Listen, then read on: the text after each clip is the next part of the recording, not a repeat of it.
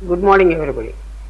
I welcome all the MCOM second semester students for the lesson number 40 regarding the layout of a research report.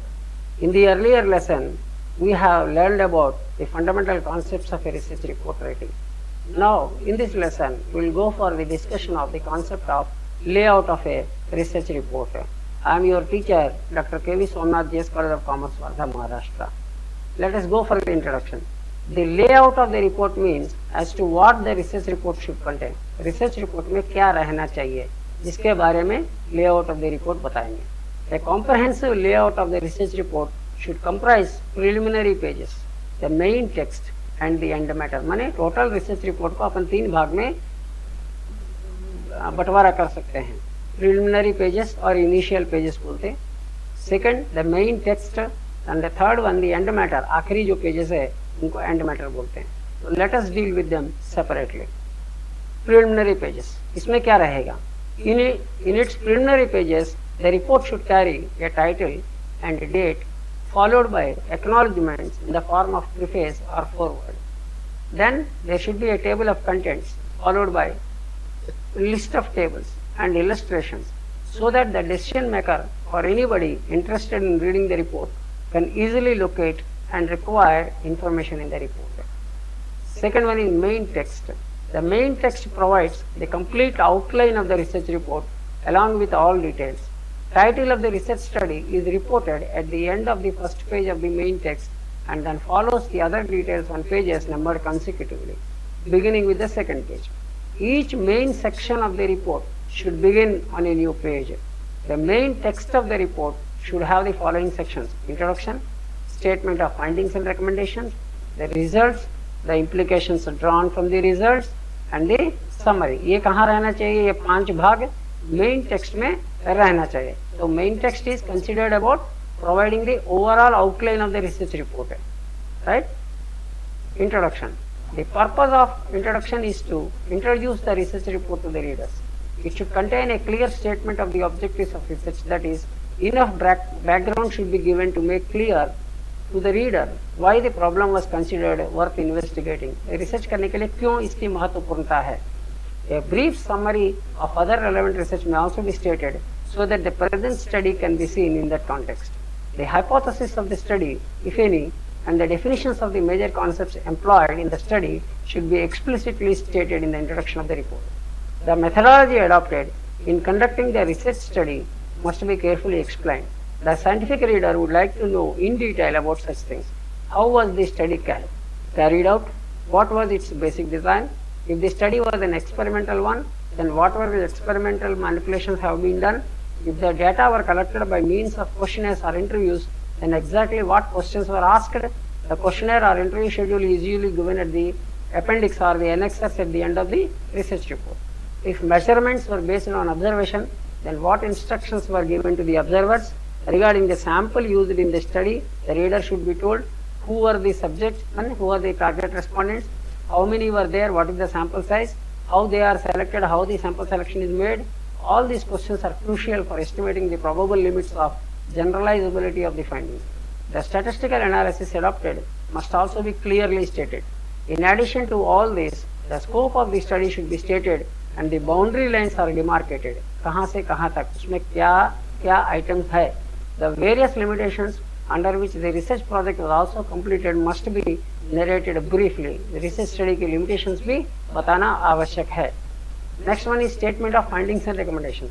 After introduction, the research report must contain a statement of findings and recommendations in non-technical language so that it can be easily understood by all concerned. If the findings happen to be extensive, at this point they should be put in the summarized form. The third one is results. A detailed presentation of the findings of the study with supporting data in the form of tables and charts together with a validation of results is the next step in writing the main text of the report. This generally comprises the main body of the report, extending over several chapters. The result section of the report should contain statistical summaries and reductions of the data under rather than the raw data. All the results should be presented in a logical sequence and splitted into readily identifiable sections. All relevant results must be placed in a particular report at a particular places. But how one is to decide about what is relevant in the basic question? Quite often, guidance comes primarily from the research problem and the hypothesis, if any, with which the study was concerned. But ultimately, the researcher must rely on his own judgment in deciding the outline of the report. Nevertheless, it is still necessary that the stages clearly the problem with which he was concerned as a researcher, the procedure by which the researcher worked on the problem, the conclusions at which he arrived, and the basis for this conclusion should be disclosed. Now the implications of the result. Towards the end of the main text, the researcher should again put down the results of his research clearly and precisely. He should state the implications that flow from the results of the study, that for the general reader interested in the implications for the understanding of human behavior. Such implications may have three aspects as stated below. Number one, a statement of the inferences drawn from the present study which may be expected to apply in similar circumstances.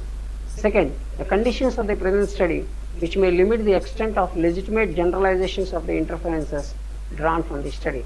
Third one, the relevant questions that still remain unanswered or new questions raised on the study along with the suggestions for the kind of research that would provide answers for them. That's why in research report we write the scope of study, or for the next what is the other research we can do in future course of time. It is considered for a good practice to finish the report with a short conclusion which summarizes recapitulates the main points of the study. The conclusion drawn from the study should be clearly related to the hypotheses that were stated in the introductory section. At the same time, a forecast of the probable future of the subject and an indication of the kind of research would need to be done in that particular field as it is useful and desirable in the future course of time. Summary. It has become customary to conclude the research report with a brief summary, resting in brief the research problem, the methodology, the major findings or the major conclusions drawn from the research result. End matter. At the end of the report, appendices should be enlisted in respect of all technical data such as questionnaires, sample information, mathematical derivations and the like ones. Bibliography of sources consulted should also be given. Index, an alphabetical listing of names, places and topics along with the numbers of the pages in a book or report on which they are mentioned or discussed should be invariably be given at the end of the report. The value of index lies in the fact that it works as a guide to the reader for the contents in the report. I hope you might have gone through what is the layout of the research report. Go through once again. Till then, stay safe and stay protected. Go on all the videos, as the research methodology is a critical subject and is a logical and systematic subject. Henceforth, I wish you all the best. Thank you. Thank you all. Stay safe and stay protected.